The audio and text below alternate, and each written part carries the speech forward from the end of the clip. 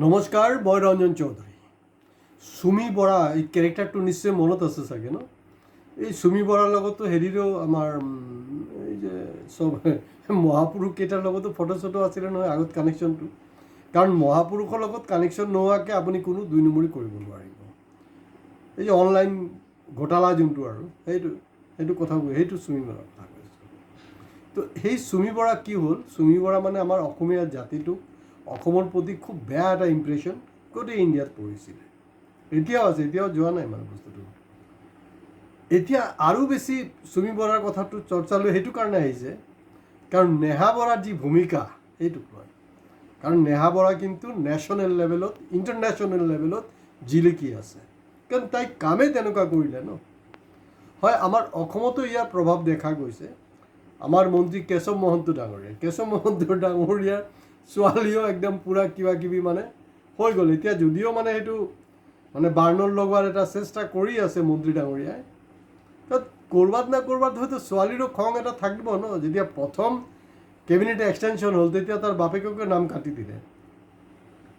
তো এইবিলাকতো হৈ থাকে ন। এতিয়া বহুতে কয় যে ঘৰ শত্ৰু বিভীষণ। ঘৰ শত্ৰু বিভীষণৰ দৰকাৰ আছে, কাৰণ সেই ৰাৱণক ধ্বংস কৰাৰ কাৰণে যদি বিভীষণ নোলোৱা হ'লে দিগদাৰ আছিলে। ঠিক কেশৱ মহন্তৰ ছোৱালীও কিন্তু কিবা এটা কৰিলে। এতিয়া যি হওক বাৰু। এতিয়া প্ৰশ্নটো হ'ল যে আৰু এজন AGPৰ important leader, cabinet minister Atul Bora. তো অতুল বৰা মানে এওঁৰ কিবা মানে সম্পৰ্কীয় নেকি? সেইটো বহুত ডাঙৰ প্ৰশ্ন কিন্তু। কাৰণ এতিয়া মানুহবিলাকে বিচাৰি আছে, বহুতে প্ৰশ্ন কৰি আছে যে ছাৰ এইটো কিবা এটা কানেকশ্যন আছে। হ'ব পাৰে, এইটো তোমালোকৰ কাম। মোৰ হাতত CBI ED একো নাই, তোমালোকে চেক কৰা, মোক চেক কৰিবলৈ একো নাই।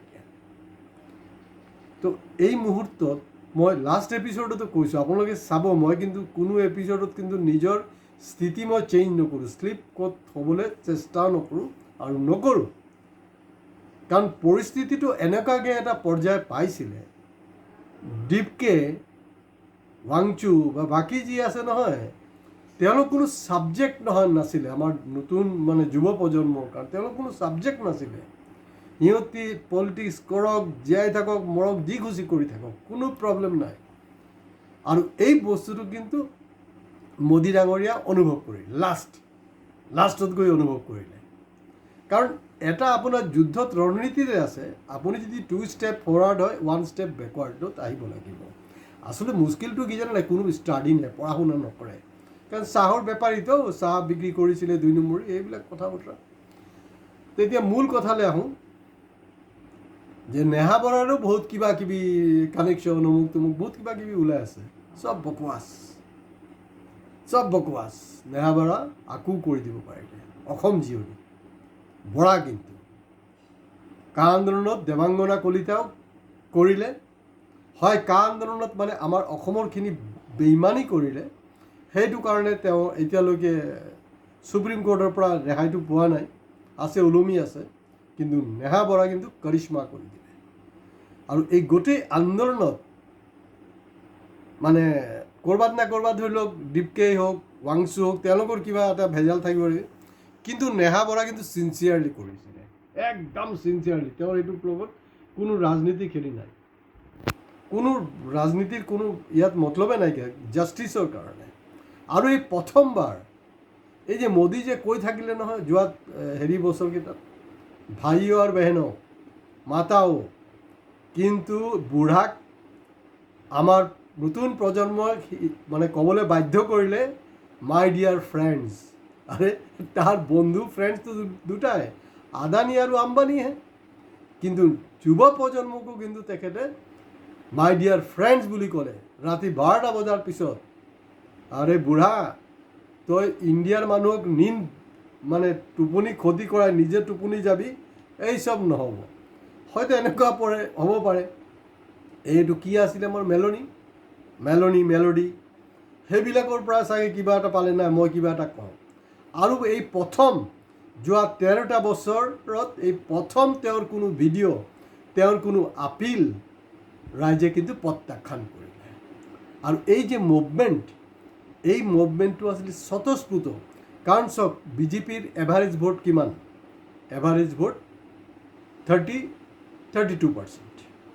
তাৰমানে দেশৰ সৰহভাগ মানুহ মোদীক পচন্দ নকৰে, ভোট নিদিয়ে বিজেপিক। এইটো অংকটো সেইটোৱে। তাৰমানে ক্ষোভটো যোনটো আছে ক'ৰবাত না ক'ৰবাত ওলমি আছিলে, তাৰে এটা বহিঃপ্ৰকাশ হ'ল। এই মুহূৰ্তত দুটা বস্তু খুব ইম্পৰ্টেণ্ট। ধৰ্মেন্দ্ৰ প্ৰধানৰ ৰেজিগনেশ্যনটো ছাফিচিয়েণ্ট নহয়। এতিয়াৰ ডিমাণ্ডটো এনেকুৱা হ'ব লাগিব যে ধৰ্মেন্দ্ৰ প্ৰধানটো ৰেজিগনেশ্যন আছেই, প্লাছ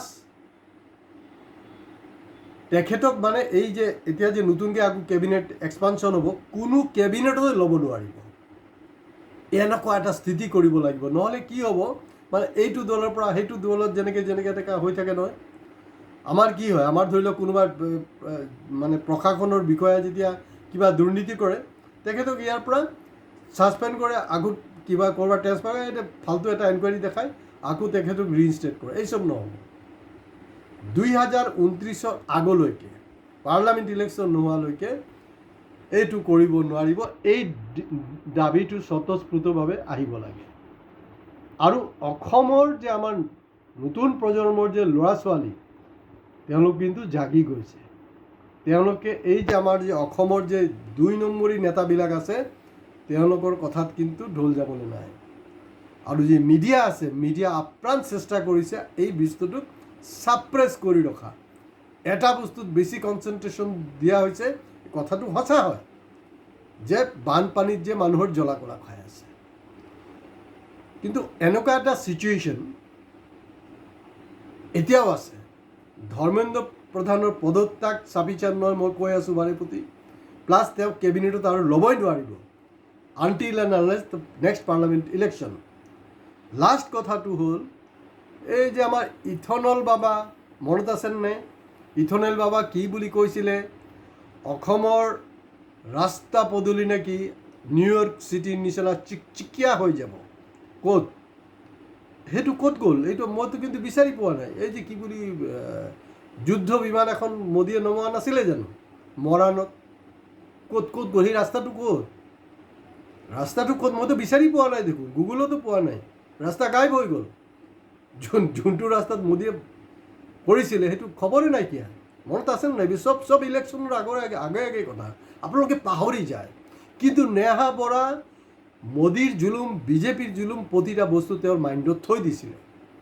এইটো হ'ল। আৰু এই আন্দোলনত অকল ছাত্ৰ ছাত্ৰী নহয়, অভিভাৱক প্লাছ যিসকলৰ যে ক্ষোভ, মই যে ক'লোঁ এই যে 32% একচুৱেলি এভাৰেজ, বা যদি চালি জাৰি চাই একচুৱেলি 30%তকৈ ওপৰত নহয় তেওঁলোকৰ ভোট চুৰি যদি এইবিলাক ধৰে, তেতিয়াহ'লে এইটো 22%, 25% তেনেকুৱা কিবা এটা হ'ব।